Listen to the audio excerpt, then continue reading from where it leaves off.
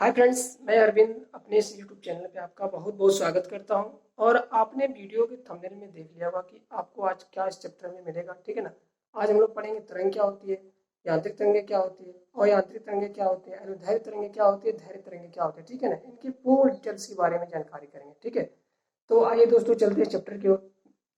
तो इसमें हम लोग पहले जानेंगे दोस्तों कि तरंग क्या होता है। एक्चुअली तरंग किसी माध्यम में कोई विक्षोभ उत्पन्न हो जाए। ठीक है ना। किसी माध्यम में कोई विक्षोभ उत्पन्न हो जाए उसको तरंग कहते हैं। ठीक है ना। आप देखे होंगे। ठीक है ना। तरंग का मतलब ये एक्चुअली में होता है, एक लहर होता है, लहर। ठीक है। कोई शांत पानी, उसमें आप कोई कंकड़ फेंक देते हैं। ठीक है ना दोस्तों। उसमें क्या होता है, कंकड़ गिरने के बाद वहां से लहरें ऐसे ऐसे गमन करने लगती है। ठीक है ना। झंझनाट लहर उत्पन्न हो जाती है। ठीक है। तो वो लहर क्या होती है कि ऐसे तैरते तैरते किनारे तक पहुंच जाती है। ठीक है ना। तो आपने कंकड़ फेंका वहां लहर, उसको तरंग बोलेंगे। और लहरें ऐसे करते करते किनारे तक पहुंच गई, उसको तरंग की गति बोलते हैं। ठीक है ना दोस्तों। तो आप तरंग और तरंग की गति के बारे में जान चुके होंगे। अब जानने का प्रयास ये करेंगे कि तरंग एक्चुअली कितने टाइप के होते हैं। ठीक है ना दोस्तों, आए देखते हैं। तरंग जो होता है, ठीक है ना, तरंग दो प्रकार के होते हैं। एक होता है यांत्रिक, एक होता है अयांत्रिक। वैसी तरंगे जिनको माध्यम ठोस, द्रव, गैस की आवश्यकता पड़ती है उसको हम लोग क्या कहेंगे, यांत्रिक तरंगे कहेंगे। वैसी तरंगे जिनको किसी माध्यम की जरूरत नहीं पड़ती है उसको हम लोग बोलेंगे अयांत्रिक तरंगे। और दोस्तों अयांत्रिक तरंगों को ही हम लोग बोलते हैं विद्युत चुंबकीय तरंग। एग्जाम में कई बार पूछा जा चुका है कि विद्युत चुंबकीय तरंग को क्या बोलते हैं, यांत्रिक तरंगे, अयांत्रिक तरंगे, और भी कुछ दे देगा और नॉन ऑफ दीज भी, ऐसे करके ऑप्शन बना देते। ठीक है ना दोस्तों। तो इनको भी ध्यान रखेंगे। ठीक है। तो अब देखेंगे इसमें कि जो हमारा यांत्रिक तरंग होता है, ठीक है ना, ये दो प्रकार के होते हैं। ठीक है। पहला होता है अनुदैर्घ्य तरंगे, दूसरा होता है अनुप्रस्थ तरंगे। ठीक है। पहले तरंग तरंग दो भागों में बट गई। एक हो गया यांत्रिक तरंग, दूसरा हो गया अयांत्रिक तरंग। ठीक है ना दोस्तों। अब इसमें भी क्या है कि ये भी दो भागों में बट गया। ठीक है ना। यांत्रिक तरंग भी दो भागों में, अनुदैर्घ्य तरंग, अनुप्रस्थ तरंग। तो अभी हम पहले इसके बारे में डिटेल्स करेंगे।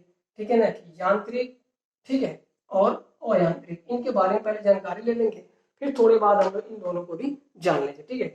तो आइए दोस्तों जानते हैं कि वे तरंगे जिनको किसी माध्यम, पदार्थिक माध्यम की आवश्यकता पड़ती है, ठोस, द्रव या गैस की आवश्यकता होगी, उसको ही हम क्या बोलेंगे, यांत्रिक।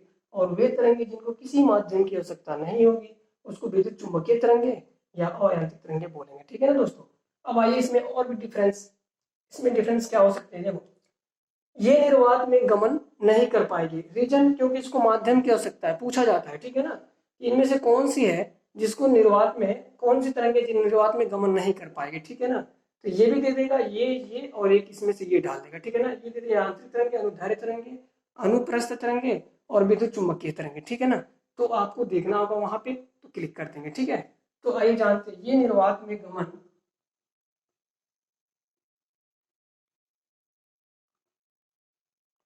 ठीक है ना, ये तरंगे निर्वात में गमन नहीं करती है। इसको क्या होता है कि यह,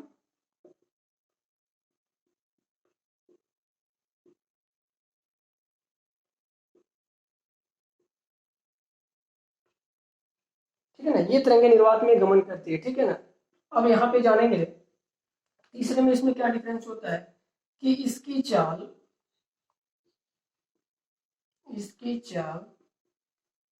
धीमी होती है।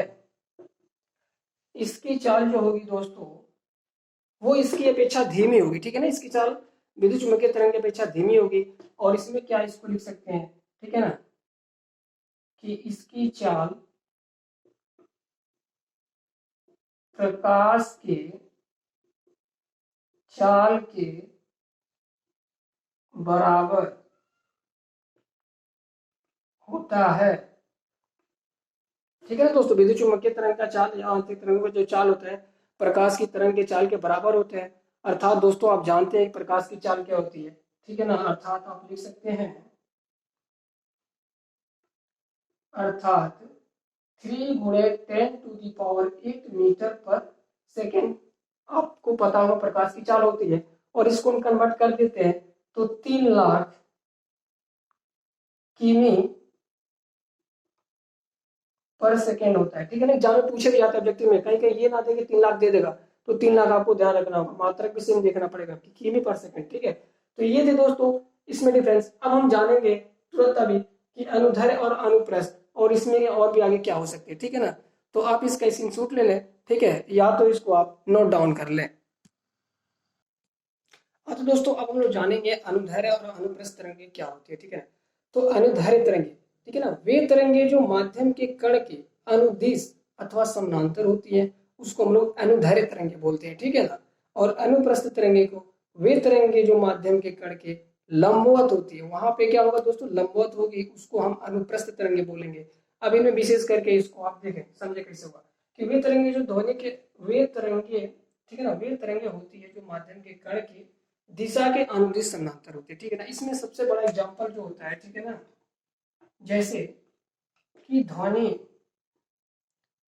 ध्वनि एक अनुदैर्ध्य है,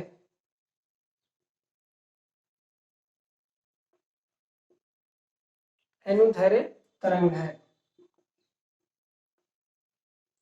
ठीक है ना दोस्तों। ये इतना पॉपुलर क्वेश्चन है कि हमेशा पूछा जाता है कि ध्वनि क्या है, ठीक है ना, हर एक एग्जाम में कहीं ना कहीं घूम के आ जाता है, ठीक है ना।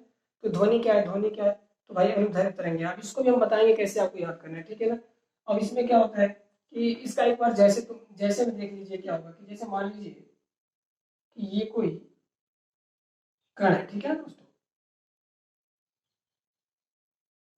ये हो गया।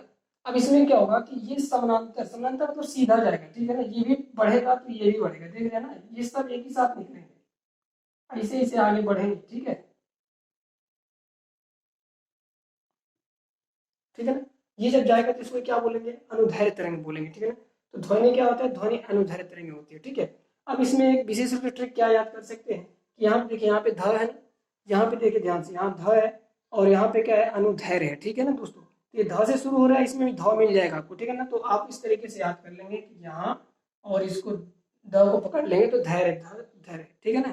तो ध्वनि क्या होते हैं, अनुदैर्ध्य तरंगे होती है, ठीक है ना। अनुप्रस्थ तरंगे क्या आप देखेंगे कि वे तरंगे होती है जो माध्यम के कण के लंबवत होती है, ठीक है ना दोस्तों। तो यहाँ पे इसका एग्जाम्पल क्या हो जाएगा कि जैसे मान लीजिए इसे इसे चलेगा ये लंबवत, ठीक है,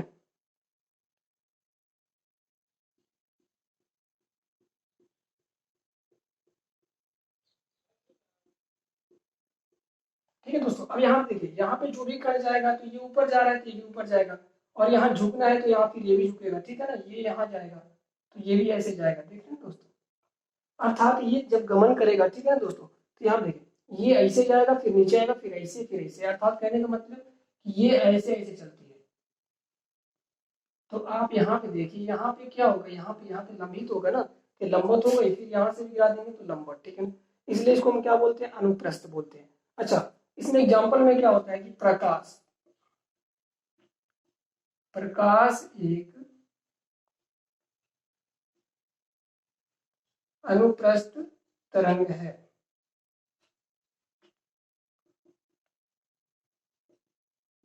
अभी तक सबसे ज्यादा बार पूछा जा सकता है कि अनुप्रस्थित तरंगे कौन सी होती है, आपको ध्वनि दे देगा, चाल दे देगा, प्रकाश दे देगा, ठीक है ना। तो आप उसमें से क्या क्लिक करेंगे, प्रकाशों के लिए करेंगे। अब इसको याद करने का ट्रिक भी देख लीजिए, देखिए यहाँ प्रकाश में प है, ठीक है ना, और यहाँ भी क्या है, प्रश्न में भी प्र है, ठीक है ना। तो इस तरीके से आप इन दोनों वर्ड को रिलेट करिए, तो आपको कभी अनुदैर्ध्य में आपको कंफ्यूजन नहीं होगा। अनुदैर्ध्य में ध था तो किसको मिला देंगे, ध्वनि को, ठीक है ना। तो ये टॉपिक आप नोट कर लीजिए, ठीक है ना। एक छोटा सा और है, उसको भी हम बता देते हैं दोस्तों, ठीक है।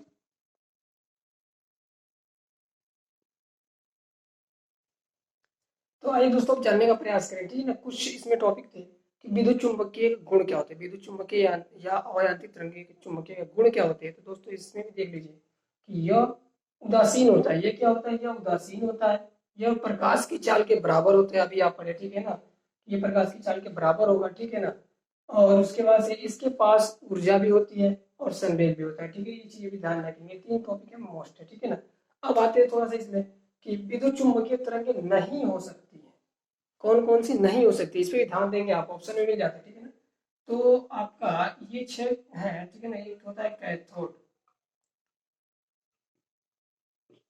कैथोड किरण हो गया, ठीक है। दूसरा हो गया कैनाल किरण हो गया, ठीक है। तीसरा हो गया कि अल्फा किरण, ठीक है। और यहाँ पे बीटा किरण, ठीक है। पांचवा हो गया आपका कि ध्वनि तरंगे, परास्त्रव्य, तरंगे। ठीक है ना दोस्तों, ये 6 हैं जो कभी भी, ठीक है ना, विद्युत चुम्बकीय तरंगे नहीं हो सकते हैं। ठीक है ना, तो इनको आप ध्यान रखेंगे। ठीक है, कि कैथोड किरणें हो, कैनाल किरणें हो गया, अल्फा किरणें, बीटा किरणें, ध्वनि तरंगे, ठीक है ना, और प्रसरण तरंगे, ये जब आपका कभी भी विद्युत चुम्बकीय तरंगे नहीं हो सकते। अब देखो क्वेश्चन कैसे बन जाते हैं। निम्न में से कौन सा अनुदैर्ध्य तरंगे है? अगर इसकी बात करें, अनुदैर्ध्य तरंगे, ध्वनि, प्रकाश, चाल, इनमें से कोई नहीं। तो आप सीधे से दिमाग लगाइए कि अनुदैर्ध्य, दो आ गया, तो दो को ध की जैसे पढ़िए, अनु, यहाँ पे ध देखिए, ध मिल गया कि नहीं मिल गया? तो अब ध इसमें ढूंढ लीजिए, किसमें मिलेगा आपको? यही तो दिख रहा है ना। तो ध्वनि क्या होती है? ध्वनि अनुदैर्ध्य तरंगे होता है। अच्छा, क्वेश्चन अगर पूछ लेता कि इनमें से कौन अनुप्रस्थ तरंगे है, ट्रिक देखिए इसमें किसे काम है, अनुप्रस्थ। तो इसमें जाएंगे अनुप्र, प्र देख रहे हैं ना, प्र, तो प्र ढूंढेंगे, तो प्र किस में आएगा? प्रकाश में आएगा, तो प्रकाश को क्लिक कर लेंगे। ठीक है ना, ये दोनों क्वेश्चन घुमा फिरा के एग्जाम में आते रहते हैं। तो अगर दोस्तों पढ़ाने का तरीका अच्छा लगा हो, अगर ये ट्रिक भी अच्छी लगी हो, ठीक है ना, तो आप चैनल को सब्सक्राइब कर दें और लाइक कर दें। कोशिश करेंगे कि आगे ऐसे नेक्स्ट टॉपिक पे वीडियो बनाते रहें। ठीक है ना, ऐसे आप अपना प्यार सपोर्ट देते रहे। ठीक है ना, तो जय हिंद दोस्तों, फिर मिलते हैं नेक्स्ट वीडियो में।